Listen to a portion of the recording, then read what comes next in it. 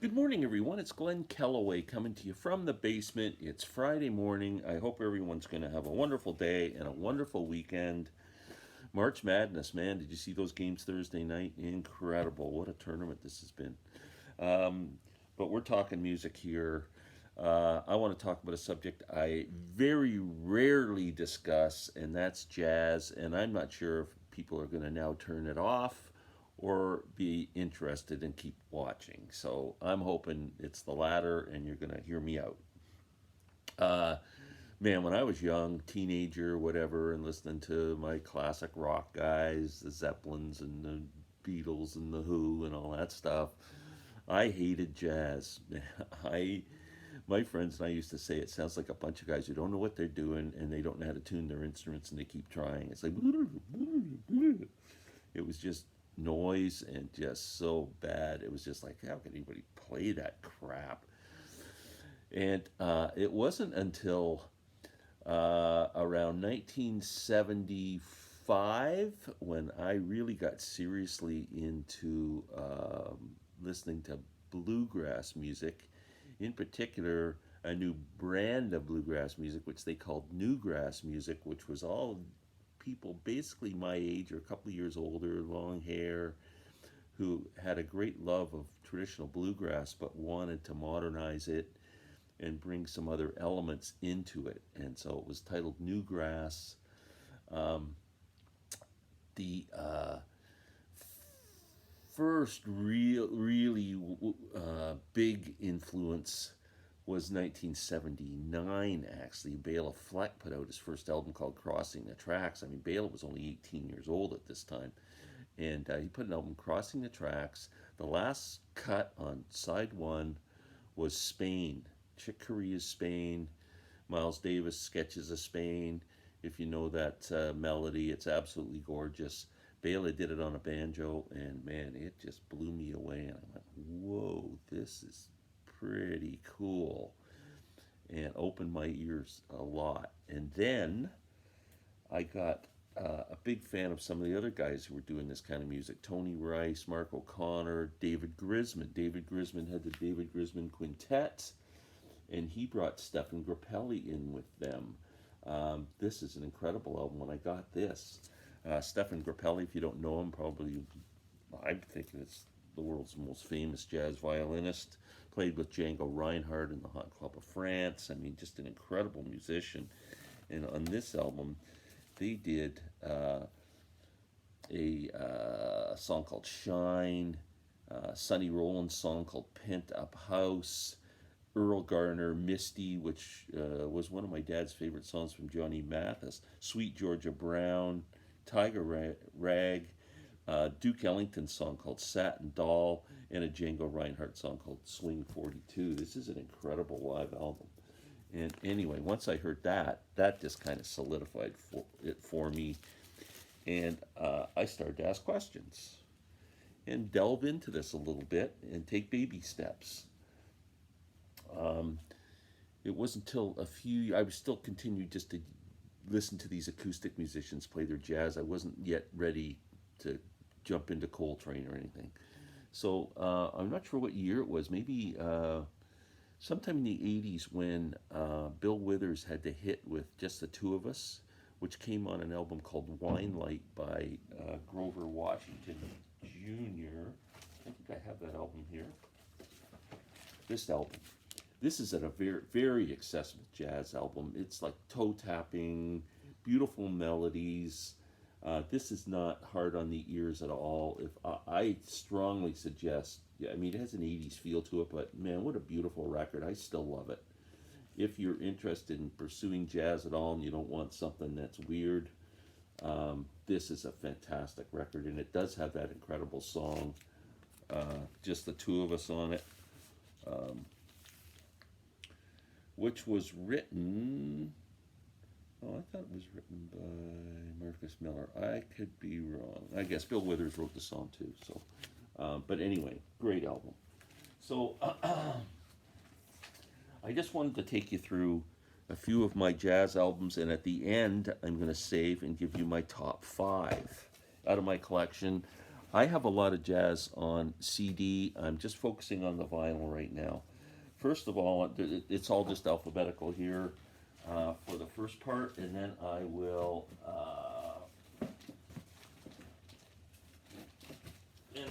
show you my top five. So, uh, probably my favorite female jazz artist is Patricia Barber. She's got kind of a deep, sultry type voice, does some really obscure type jazz stuff. Her albums always sound amazing.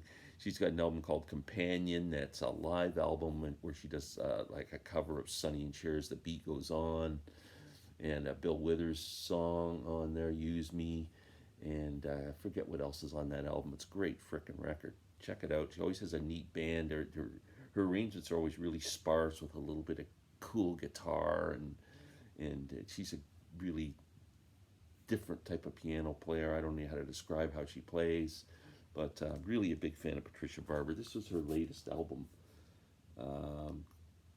Clique, which is really good. I almost didn't buy it because I don't like show music, right? And there's a song on here from My Fair Lady called "I Could Have Danced All Night," and she does a great version of it. It's awesome. Anyway, Clique, Patricia Barber. She's the first of the B's. I don't have anybody in the A's in vinyl. Love jazz guitar. Two of the best. George Benson collaboration. Earl KLU. Pretty nice album. Warner Brothers label. I picked this up for $1 at a record store a couple of years ago. How could you go wrong? Coltrane. I have trouble with Coltrane, man. I know Love Supreme. If you look at a list of the greatest jazz albums of all time, that thing is right up the top. But I do like this one a lot. Blue Train. It's a little easier on the ears for me, and I'm a fan of this. I think Coltrane fans think that's boring, and Baby Pablum. Band I've just gotten recently into. I'm considering them a jazz band, but I don't know if it's psychedelic jazz or what. I don't even know how to define these guys. But if you've been watching my videos recently, you know I've been bragging them up. The Comet is Coming. It's saxophone, drums, and keyboards, which is mostly a synthesizer. But they've got like 3 albums out and a few EPs. And if you want something interesting to listen to with a bit of a dance feel to it, bit of a funk feel to it, some electronica, and some jazz mixed in, check them out. The Comet is Coming. Next, Miles Davis. Bitches Brew is a frickin' awesome album. I have it on CD, but what I did get a couple of years ago, record store day, was Double Image, it's called.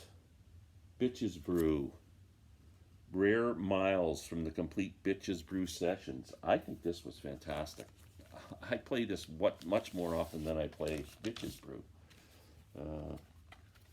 There's great pictures of Miles in here. I'll hold that up if you want to read the things, what's going on. Let's check out the vinyl. It comes with a nice inserts. I don't know if you can find this album anymore. I was real happy to get it. It's on red vinyl. Miles Davis, Double Image. Very cool record. I'll give that a spin today. Okay, next, what are we going to get to? More jazz guitar. If you're not a big jazz guy, jazz guitar is a pretty good place to start, because I know we're all rockers and we all like, our Hendrixes and Jimmy Pages and all that kind of stuff. So it's not a bad idea to start with jazz guitar. Herb Ellis, Charlie Bird, Guitar. This is on the Columbia label. Another album that I picked up really cheap, I think, for $1 or $2.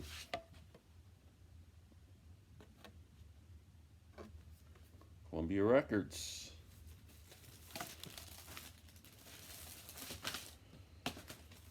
Okay, and what's next? Some Stefan Grappelli. This is an actual on Pi Records. It's a European pressing. Stefan Grappelli, recorded live at the Queen Elizabeth Hall, London. There's the label on pie. It is, I'm trying to see where this is from, be interested. You can tell, look at the floppy cover. Those European covers are like,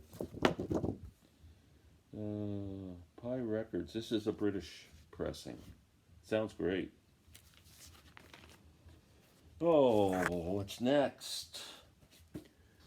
Oh man, maybe definitely one of my top female jazz artists. I love this woman. She's from Japan. Her name is Hiromi. Incredible, energetic jazz pianist. I mean, she's like Jerry Lee Lewis meets Chick Corea. And I got to see her in Montreal doing a duet with Edmar Castaneda, who plays a jazz harp, like a big Harpo Marx harp. Like he's incredible. That was quite a show, and they did release it on vinyl live in Montreal. Man, I am a huge fan of this woman. I have everything that she's done, but all on CD. Oh, big time favorite of mine. I keep her in the jazz section. Not sure. I mean, she is to a point. Norah Jones, her debut album, Come Away With Me, just a monster hit album. And this live album she put out a couple of years ago, I know some of it's not jazz, and jazz purists will probably go, Norah Jones. But I love her. Another great jazz album. Blue Note, Soul Station, Hank Mobley. Man, this is a great album. Blue Note is just like the label that's just synonymous with jazz, if you're not a jazz person. But another great record. More jazz guitar. The great Wes Montgomery, recorded live at Subo, Berkeley, California. Another album I got to pick up cheap. Some of these, you can find some gems, man. Riverside Records. I think that's another famous jazz label. One more jazz guitarist. Let's go with Joe Pass. Talking about Django Reinhardt earlier in his association with Stefan Grappelli and the Hot Club of France and all that. Here's Joe Pass's tribute to Django Reinhardt for Django. Great record on Tone Poet. These Tone Poet releases that have come out over the past 2-3 years, I think, are incredible. They all sound good. Stereo, Pacific Jazz, excellent album. Another great jazz album that I was turned on to. Another Tone Poet album on Blue Note. Duke Pearson, The Phantom, featuring Bobby Hutchinson. Fantastic record. Again, the Blue Note label. Canadian, one of the greatest jazz artists of all time. Let's go with Oscar Peterson. Here's Oscar Peterson playing with Dizzy Gillespie. Pretty frickin' cool that is. I'm just reading Miles Davis's autobiography, and Dizzy and Miles he was a real mentor to Miles when he first went to New York. So here's another collaboration with Oscar Peterson and Stefan Grappelli, Time After Time. Jazzman label. If you like Hammond B3 organ, like, the Doors used a Hammond B3 organ, all that late 60s stuff had that organ, the Allman Brothers, everybody used a Hammond B3. That's just one of the greatest sounds of all time. Taken into the jazz genre, the greatest of all time when it comes to that, Jimmy Smith. Oh my God, if you don't like jazz, you'll love Jimmy Smith. Still, you gotta hear Jimmy Smith. He's freaking awesome. And here's another one. Salute to one of the greats, Duke Ellington. Tyner McCoy plays Duke Ellington. Another album that I got really cheap. The Impulse Records, Spartan.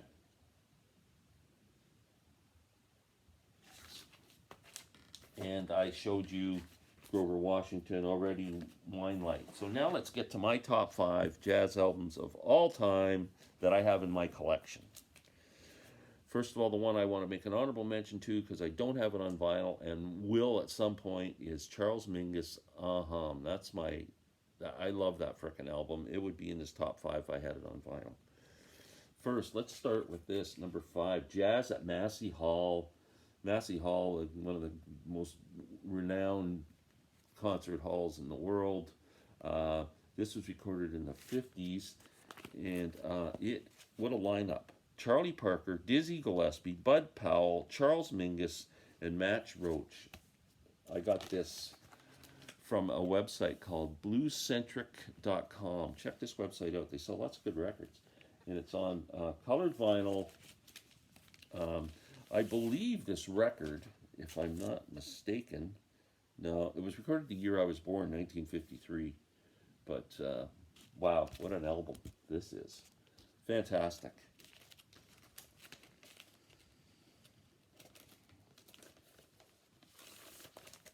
What's next? Number 3 would be, or number 4, I'm sorry, that was number 5. Number 4 is going to be my favorite jazz guitar player, Grant Green. Oh man, this guy's incredible. Idle Moments, fantastic record. Grant is another one. Like if for people who don't like jazz, they might like Grant Green. So he's incredible. Number 3, Kind of Blue. When I really seriously wanted to get into the jazz greats playing jazz, instead of get away from the bluegrass guys playing jazz, I asked a gentleman I met who I knew was a heavy jazz fan, where do I start? He said, you got to start with Miles Davis' Kind of Blue. So I bought this, played it, and went, it's kind of bluesy. It's not really hard to listen to. Not sure if I like it that much. Then played it a second time, went, it's not bad. Third time going, it's pretty good. Fourth time, yeah, it's growing on me. 5th time, 6th time, 7th time, 8th time, 9th time, 10th time, going, this album's a frickin' work of genius. What a great record this is. I mean, just incredible playing. Miles Davis, Cannonball Adderley, Paul Chambers, James Cobb, John Coltrane, Bill Evans, Wynton Kelly. I mean, just a masterpiece. I think it was recorded in 1959. Don't jump all over me if I got the year wrong. But, man, highly regarded as one of the greatest albums of all time. Number 2, Oscar Peterson. I mentioned him. I am fortunate enough to have an autographed CD of this album from Oscar himself, Night Train. I love this album. My friend John at Music Talk with Vinyl got this album. I haven't talked to him yet to see what he thinks of it. This is a great bluesy kind of piano album, really easy on the ears, but just a fantastic, fantastic record. Oscar Peterson's just incredible. Number 1, I mentioned her before, Patricia Barber, Cafe Blue. This is my favorite jazz album. This is an incredible record. If you look this album up and just kind of look at the history of it and reviews of it, it is considered one of the greatest sounding, it's a sonic masterpiece, this album. And I love every song on it. It's really cool. There's jazz tunes on it like Miles Davis' Nardis. But she also does covers of Ode to Billy Joe, the Bobby Gentry hit. She does a great version of Taste of Honey. There's a guitarist on this album. When the album starts off, it starts off with like a sultry kind of piano jazz song, and then this guitar comes in. It almost sounds like psychedelic or something. It just brings it into kind of a rock feel, and then it's just a fantastic record. The more to listen to it, the more you'll love it. I guarantee it. Check out Cafe Blue, Patricia Barber. So that's my jazz journey, my top 5 jazz albums. Let me know what you think. I did this in under 20 minutes. So everyone have a great day. We will talk soon.